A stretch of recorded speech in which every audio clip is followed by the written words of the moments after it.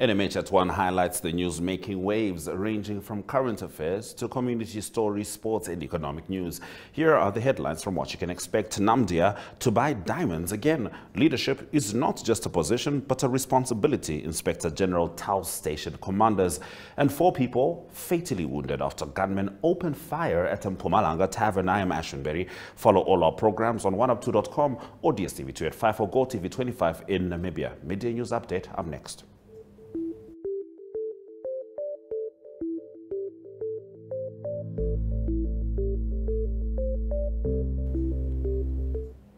Now, a 35-year-old man died of electrocution on Monday while giving money to a neighbor through a fence that had illegal electric cables connected to it.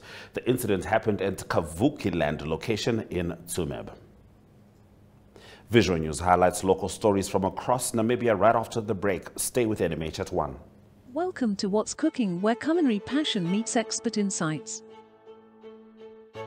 Somebody must really want to cook and want to cook good food. Immerse yourself in the bustling world of professional kitchens as top chefs create mouth-watering dishes. Join us for in-depth interviews as our host explores the experiences and expertise of our guest chefs. Don't miss out. Tune in to What's Cooking on NTV every Friday at 2100 hours and let the culinary adventure begin.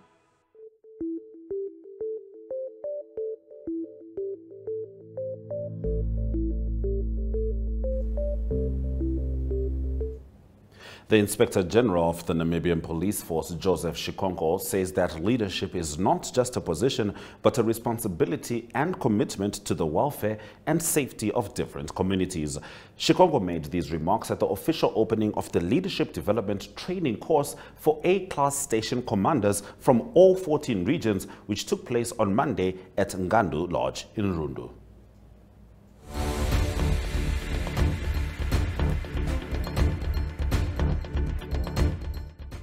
We have started with a journey that will influence not only our personal lives, but also the direction of the leadership in the Namibian Police Force going forward.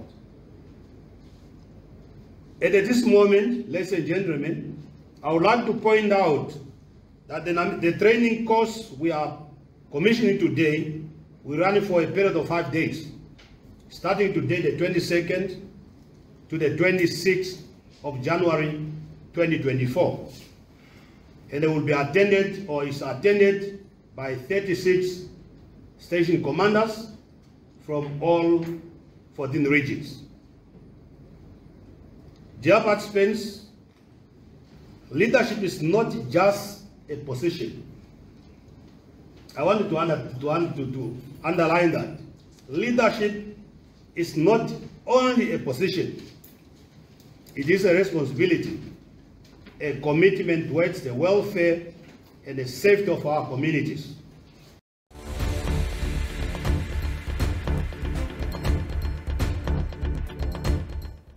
Namibian Sun leads us into the newspaper review segment. Hi Sonia. Hi Tufeni. What are you reading? I'm reading about the Child Care and Protection Act. In this pamphlet I got from school. What's that? It is Namibia's main law for the children and the issues affecting them. The Act classifies here that a child is anyone under the age of 18 years. Check out some of the rights meant to protect you. For more information, contact the Children's Advocate. For more information, contact the Children's Advocate Namibia in the Office of the Ombudsman on 061 20 73 111. Send us an SMS on 20401. SMS costs 40 cents. You can also send us a message via our Facebook page. Remember, the services of the Children's Advocate are free of charge.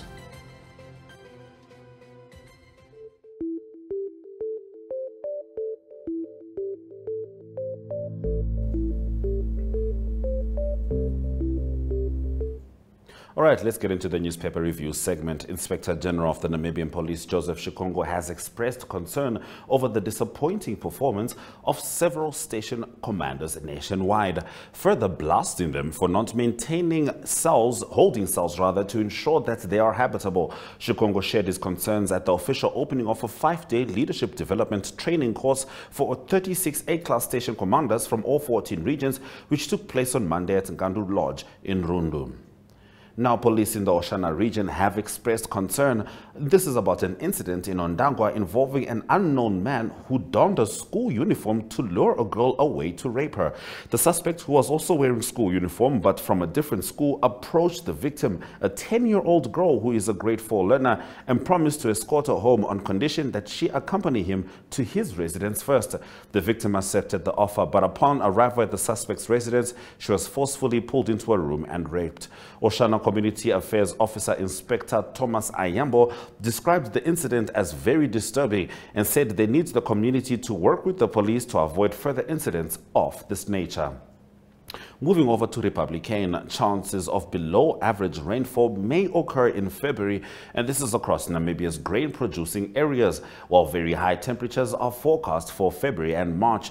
Now, fairly good rainfall in excess of 20 millimeters is possible across the dryland areas in the north of the country, with little rain forecast for the Hardap region over the next few weeks. This according to the climate report for grain areas in Namibia by independent agricultural meteorologist Johan van den Berg. Farmers are already worried about the Hardap Dam, which is only 18% full. Should rain not fall in the catchment area in the following weeks, irrigation will only be possible from the dam until March and April. The municipality of Keetmanshoop increased its annual budget by 13.8% from 255 million to 296.8 million Namibian dollars.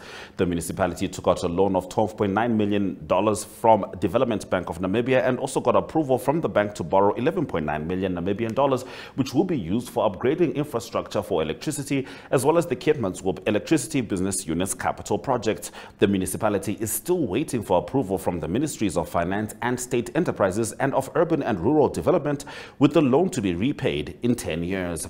On the front page of Allgemeine Zeitung, they report that in an open letter, an organization of commercial and community farmers and residents in the area of Leonardville in Stampriet and Aminwis has again warned against uranium mining there. The huge groundwater basin could be permanently contaminated. On its page 2, two companies have reached a settlement agreement, and this is in the Windhoek High Court after one company was unable to supply medical products to the Ministry of Health. They purchased these products from another company and did not pay in full. The taxman is also investigating the case. We continue with the newspaper review, starting with the Namibian after the break. Neo Paints has established a 67-year Namibian legacy, creating personalized paint solutions that blend quality and innovation for the Namibian people. We pride ourselves in being a 100% Namibian-owned company, investing in our country and our people by employing and empowering true Namibians. With every brushstroke, Neo Paints commits to our quality guarantee and always delivering a coat of excellence. At Neo Paints, we always stay true to our country. We are as Namibian as you.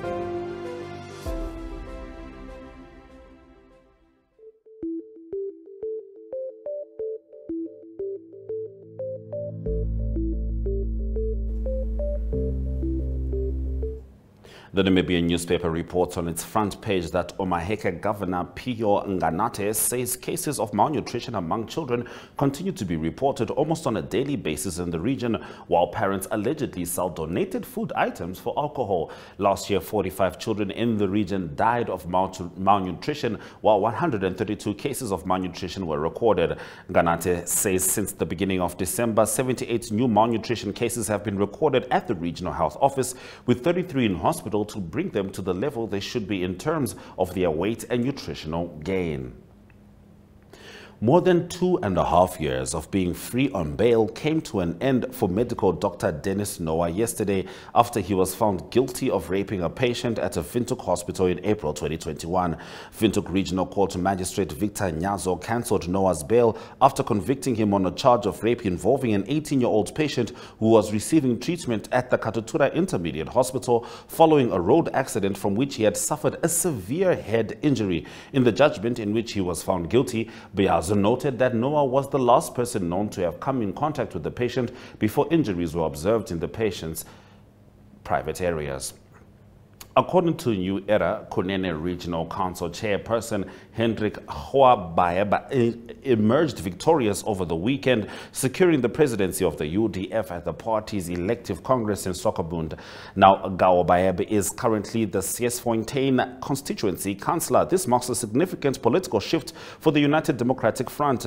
His triumph with a commanding 127 votes signals a departure from the leadership of now former President Apius Auhab, who garnered 77 votes, and Vice President Dudu Mororua, who received 54 votes. Now, Auhab and Mororua have been at the helm of the party, and this is since the previous elective Congress, which was in 2013. In New Era, the Namibian Parliament is hosting a meeting of Commonwealth Parliamentary Association Africa Regions Budget Committee in the capital. The event commenced yesterday and it ends on Friday. The committee is in charge of organizing, facilitating and formulating recommendations of the association's financial investments. In a statement issued to the media, National Assembly spokesperson Raphael Hangula reiterated Namibia's CPA Africa membership, which consists of 63 national and subnational legislatures. Now, the global effort to keep climate change to safe levels, ideally within 1.5 degrees Celsius above pre-industrial temperatures, is moving far too slowly. And even if we stopped emitting CO2 today, the long-term impacts of the gas already in the air would continue for decades. For these reasons, we will soon have to focus not only on halting, but on reversing global warming. We can do that in two ways. The first is by drawdown, strengthening natural processes on Earth that withdraw CO2 from the atmosphere. And that was in Market Watch. Namib Desert Diamonds intends to buy diamonds again this month. More on this as we head over to economic news.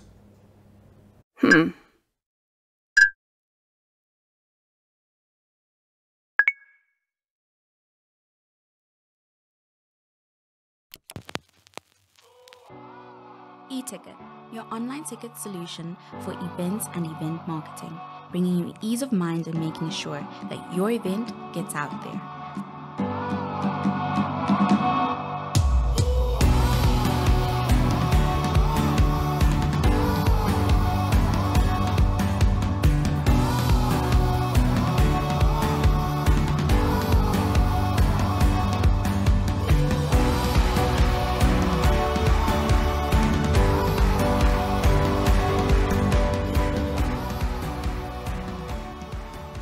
For more information, contact events@nmh.com.na.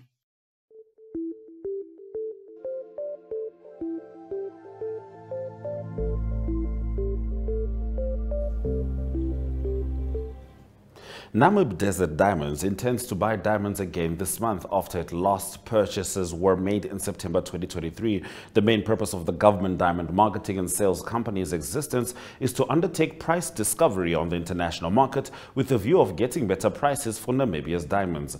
Diamond prices have, however, been severely depressed in recent months by large inventories and weakened demand for natural diamonds, in part due to the success of lab-grown diamonds encroaching on the engagement ring segment.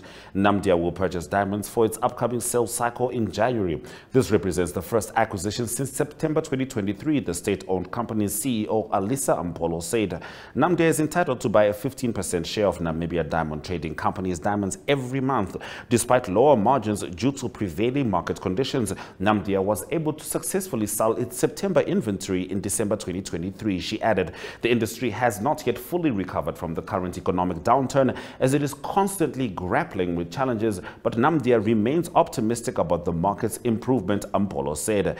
Since September 2023, there has been a reduction in cut diamond stock, and De Beers has reduced prices on its first sales for the year, she noted. But lab-grown diamonds still remain a threat to the natural diamond industry. Let's swing over to the economic indicators.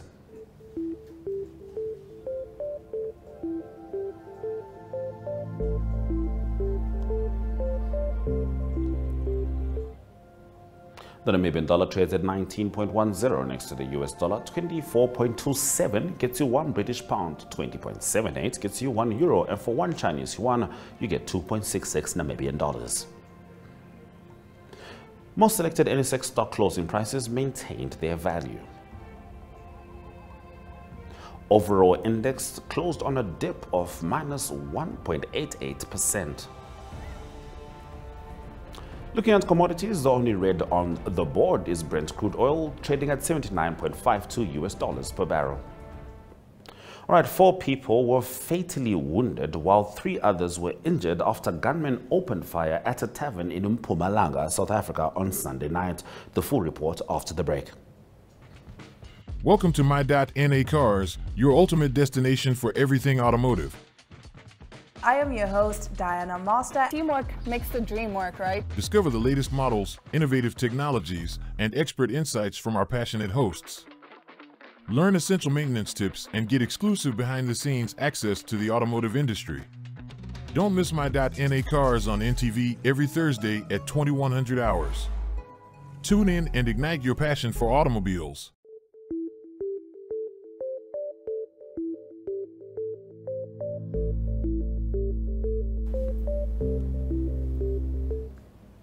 Now, 4 people were fatally wounded while 3 others were injured. This was after gunmen opened fire at a tavern in Siyabuswa, Mpumalanga on Sunday night. According to Colonel Donald Mdlululi, 3 of the deceased died at the scene while 1 died in hospital. This comes after a group of armed suspects reportedly stormed into a tavern at Hobokwane next to 573 Rand Road in Siyabuswa, carrying high-caliber firearms and began shooting randomly at the liquor outlet. At this stage, police are investigating 4 counts of murder with multiple counts of attempted murder. According to police, the number could increase, and this is as the investigation is still at an early stage. No one has been arrested yet. However, a team of experts in the investigation field has already been assembled under the leadership of the Mpumalanga Police Head Lieutenant General Semakalenga Manamela to probe the shooting. At this stage, the motive for the shooting is unknown. Police urge anyone with information that may assist in the investigation leading to the arrest of the perpetrators to call the Crime Stop number. The European Council has adopted sanctions against 6 entities involved in the war in Sudan. The Horn of Africa nation's regular army and the paramilitary rapid support forces have been fighting since last April. The Council said in a statement Monday that the 6 entities were responsible for supporting activities undermining the stability and political transition of Sudan. Among those listed are 2 companies involved in manufacture of weapons and vehicles for the defense industry system and SMT engineering. The bloodshed in Sudan has continued to escalate despite international attempts to forge a lasting ceasefire.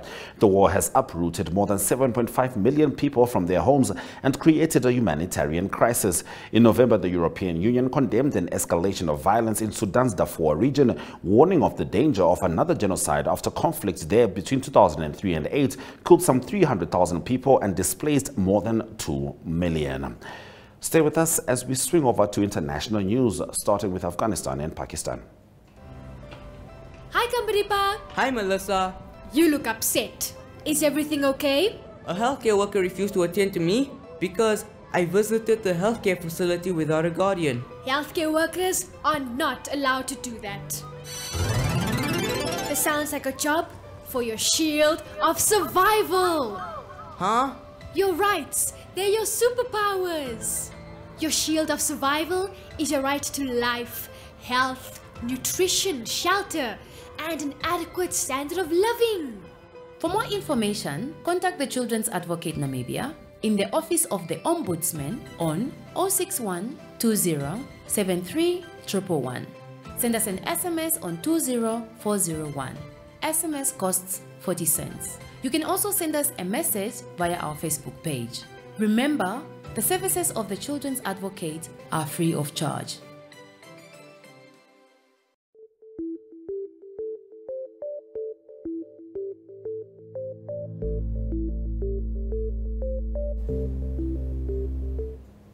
More than 500,000 Afghans have fled Pakistan in the 4 months since Islamabad ordered undocumented migrants to leave or face arrest, the International Organization for Migration said on Monday. According to the latest figures reported by the UN Migration Agency, 500,200 Afghans left Pakistan between September 15, 2023 and January 13, 2024.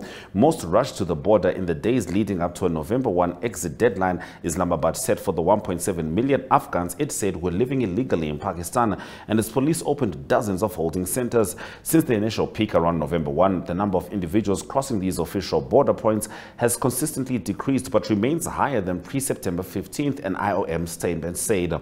Pakistan defended the crackdown by pointing to security concerns in its regions bordering Afghanistan and pressure on its struggling economy. Some Afghans forced to return may be at risk of persecution, arbitrary arrest and detention and/or torture or ill treatment, the UN's Afghan mission said in a report on Monday.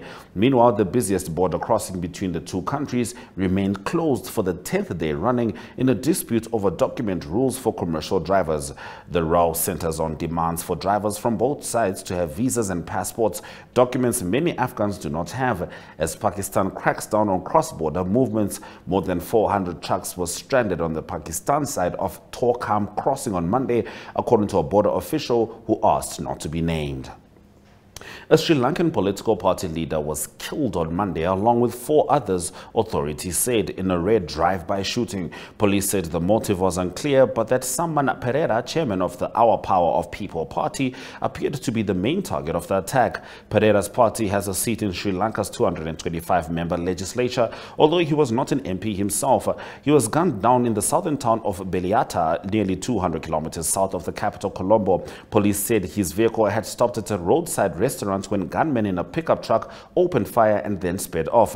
They said they were aware of a feud between Pereira and a local criminal boss, a connection that local media has also reported. The shooting came as police, backed by soldiers, carried out a nationwide anti-crime operation which has seen more than 44,000 people arrested in a mass crackdown. Stay with us as we swing over to local sport.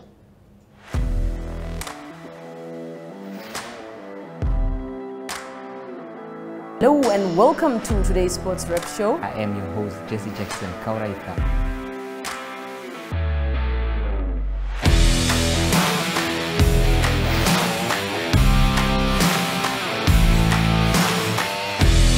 In replay, Namibia, who had won the toss for the first time on this tour. Good day everyone, time for international sports news, starting off with tennis news, both on the WTA for women's and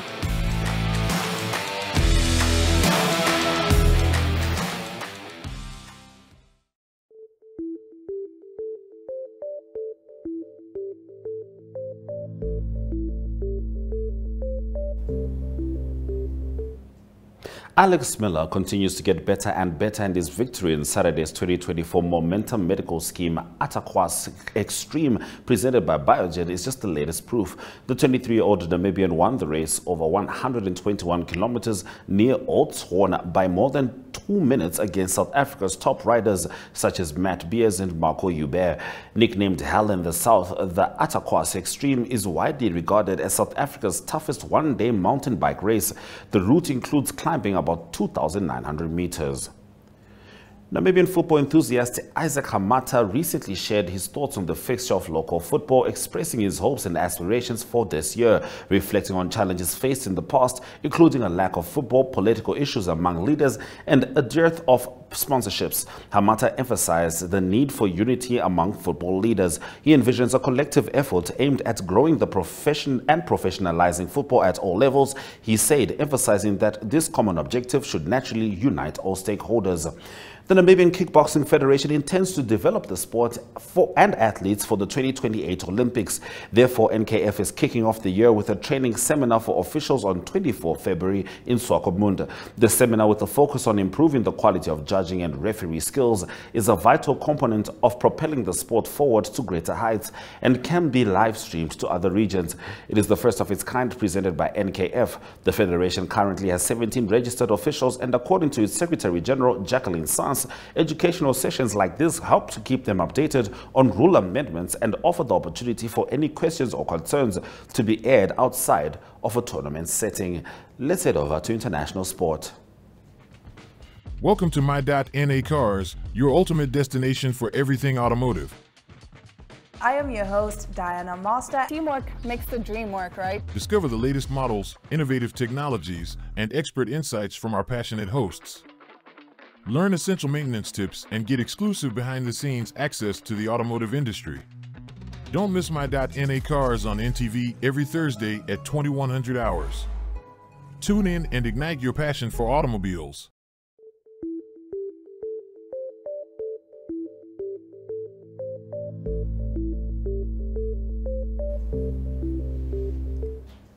In what was one of the most drama-filled Africa Cup of Nations clashes in recent memory, Cape Verde and Egypt recorded an exciting 2-2 draw at Stade Felix Houphouët-Boigny on Monday night. Following Ghana and Mozambique's 2-2 stalemate in the adjacent fixture, Egypt finished in second place in Group B and subsequently booked their spot in the round of 16. Cape Verde looked the more progressive outfit during the first 10 minutes of the game and edged Egypt to the ball possession count. However, it was the Pharaohs who came closest to scoring during this period.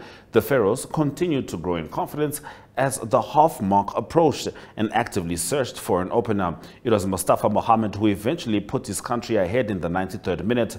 Then in a dramatic turn of events, Brian Texeira popped up inside the Egypt box to score a 99th minute equalizer from an acute angle. Host Ivory Coast will likely find out tonight if they have secured a place in the last 16 of the Africa Cup of Nations following their humiliating 4-0 loss to Equatorial Guinea. Now, this leaves their future participation in doubt. It is the heaviest defeat ever suffered by a Cup of Nations host and also the biggest loss at home for the Ivorians pool, and they must now hope to be among the best third-placed finishers from the group stages. US Open champion Coco Gauff overcame huge resistance from the unseeded Marta Kostyuk Tuesday to move into her first Australian Open semi-final. The American fourth seed wore down the Ukrainian in hot conditions on Rod Laver Arena to clinch a scrappy encounter 7-6, 6-7, 6-2 in 3 hours and 8 minutes. She will face either defending champion and second seed Ariana Sabalenka or ninth seed Barbora Krejcikova on Thursday for place in the final. Stay with NMH at 1 as we head into the highlights after the break. Neo Paints has established a 67-year Namibian legacy, creating personalized paint solutions that blend quality and innovation for the Namibian people. We pride ourselves in being a 100% Namibian-owned company, investing in our country and our people by employing and empowering true Namibians. With every brushstroke, Neo Paints commits to our quality guarantee and always delivering a coat of excellence. At Neo Paints, we always stay true to our country. We are as Namibian as you.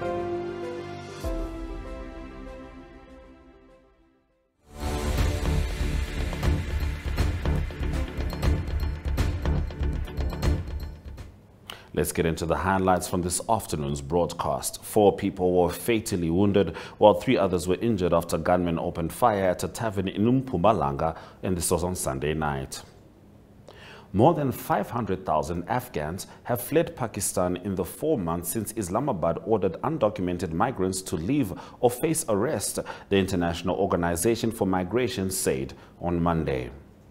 And Alex Miller continues to get better, and his victory in Saturday's 2024 Momentum Medical Scheme Ataqwas Extreme presented by Biogen is just the latest proof.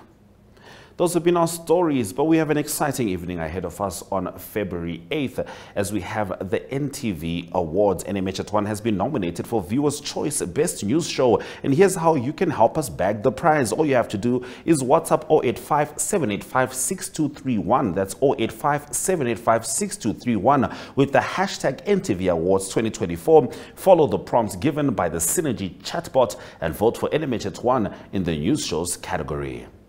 All right, remember to tune in every weekday at 1 p.m. to spend your lunch hour with NMH at 1, catching up on the latest news in Namibia, Africa, and the world.